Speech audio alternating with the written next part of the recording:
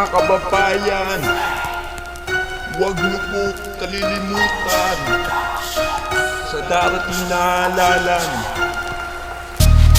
Ako'y humingi ng suporta at pangako, hindi ngayon magsisisi. Simulan mo na ang mangamba, magkakaibulat mo ang iyong mga mata sa mga paligid at dinadaanan mo. Baka ikaw ay madapa at di na makabangon pa sa dami ng kalaban na iyong hinaharap. May pag-asa pa bang makamit ang katahimikan? Minsan lang dumalaw, bubugawin pa. Nagtatago sa dilim, punong-puno ng grasa ang damit. Tinitiis ang gutom at lamig sa maghapon at gabi. Tuloy-tuloy ang lakad ng mga paa patungo sa lugar na kung saan naghihintay ng himala. Umaasa sa pangako at biyayang salita ng nilalang na may kapangyarihan. Ang lakas ng boses makamasa makabayan. Ang hinirang pati makabayang awit ay nakalimutan. Nagbulag-bulagan at nagbingi-bingian. May pinag-aral ngunit nagtanga-tangahan.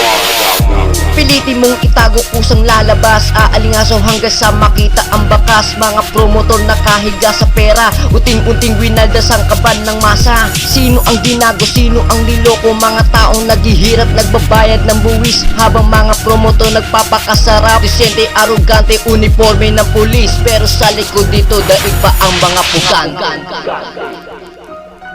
Daig pa ang mga pugante. Sa likod dito daig pa ang mga pugante.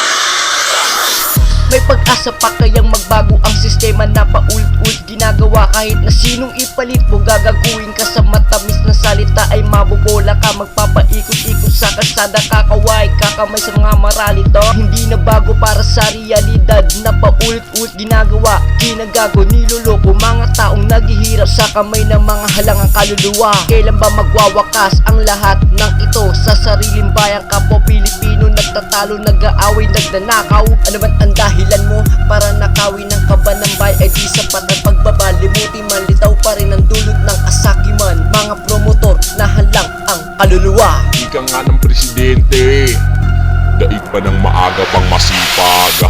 Pilitin mong itago kusang lalabas, aalingaso hanggang sa makita ang bakas. Mga promotor nakahiga sa pera, uting-unting winaldas ang kaban ng masa. Sino ang ginago, sino ang niloko? Mga taong naghihirap, nagbabayad ng buwis, habang mga promotor nagpapakasarap. Disente, arugante, uniforme ng pulis, pero sa likod dito daig pa ang mga pugante. Mga promotor, mga abuso sa kapangyarihan,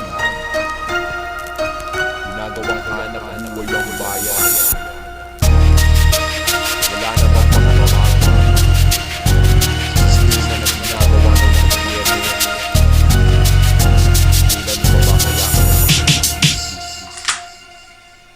wala nang pagbabago?